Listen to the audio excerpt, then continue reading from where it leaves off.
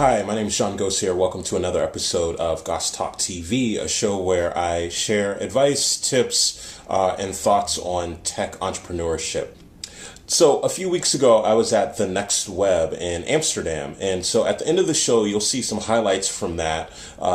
Just me walking around the conference and a cow. It was completely ridiculous, really funny, but apparently a tradition in Holland. So you can't really knock that. So the really cool thing about the NextWeb was I got to interact with startups that I otherwise probably wouldn't have gotten the chance to meet. So a number of the startups from the European scene were on site demonstrating, as well as a few from the States. So it was really cool. It was a really good time. But today what I wanted to talk about is how to choose a tech incubator that's right for your startup.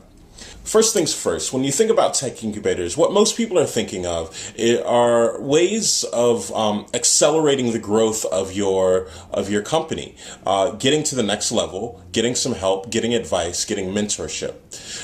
Now, this includes from places like TechStars and YCombinator, as well as 500 startups and a number of others. But the important thing to keep in mind when you're choosing one of these is what's the best one for your company, and how do you know that? Look at the portfolio of companies that they've selected in previous classes, what types of companies, what those companies then went on to do, and who their investors are.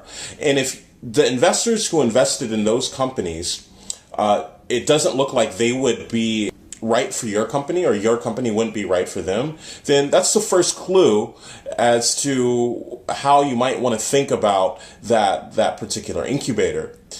Essentially what the incubator does is it gives you access to a network of individuals who you otherwise wouldn't have access to. This includes venture capitalists, analysts at the VC firms. It includes mentors, accountants, media, press, all sorts of things that you otherwise wouldn't have access to.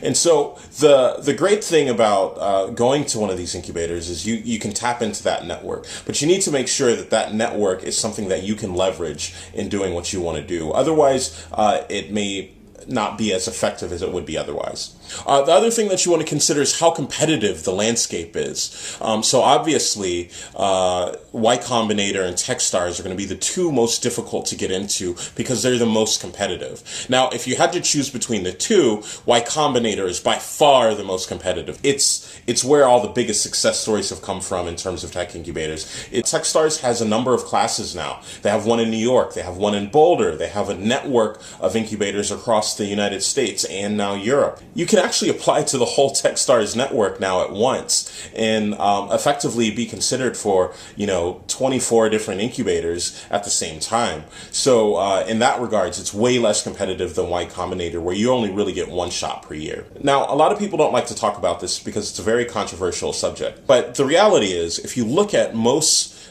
tech incubators, they overwhelmingly cater to fairly homogenous groups of individuals. And that tends to be the young white male. Now, that doesn't mean that group of individuals doesn't deserve to be where they are. It doesn't mean that they aren't great at what they do. Clearly, that's not the issue.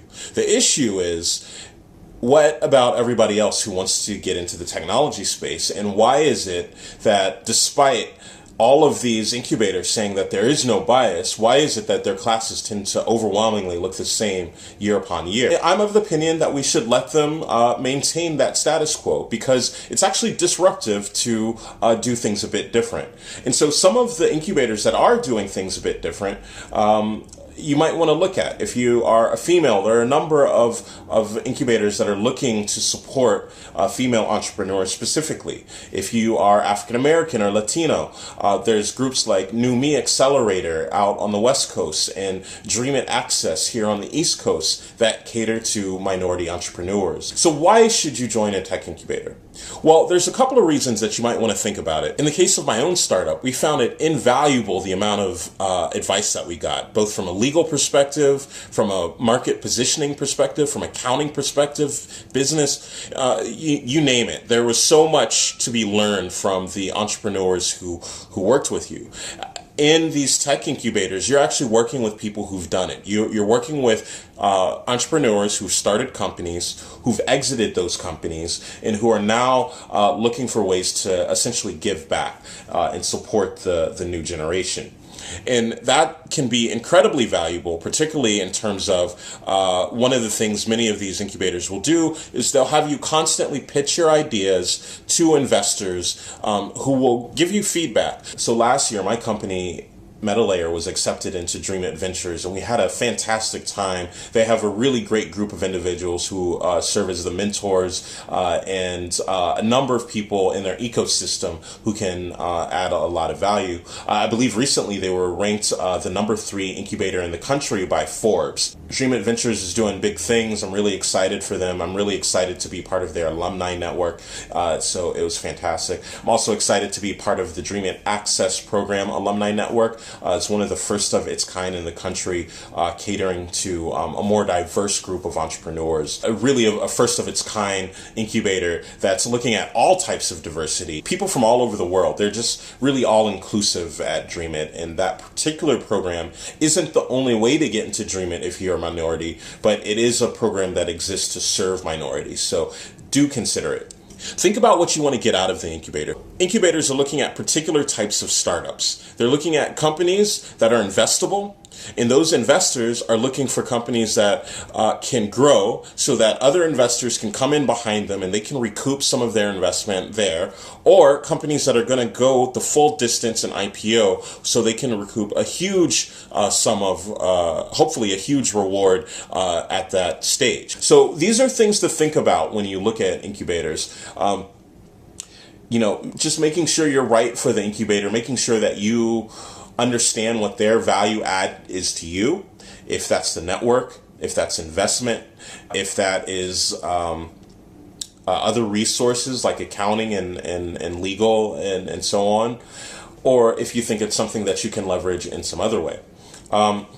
And so finally, the other way that I would suggest to get to know some of these incubators, they'll actually have meet and greets where they want you to come out, meet the people who run the incubator, tell them about your ideas. This is before usually they even begin accepting applications. It's a way for them to sort of find out what's going on, what's the pulse of the scene, who's out there, who's doing what. And then hopefully when you apply, you have a touch point and they remember you and they're like, oh yeah, these guys had a really good idea and so on. So it never hurts to network in the old-fashioned way. Get out there, say hi, meet people, introduce them to you, and so on. So that concludes my thoughts on tech incubators. Maybe you entered a tech incubator of your own. You have your own experience. Let me know what you think. Email me. You can find our contact details on Goss Talk TV.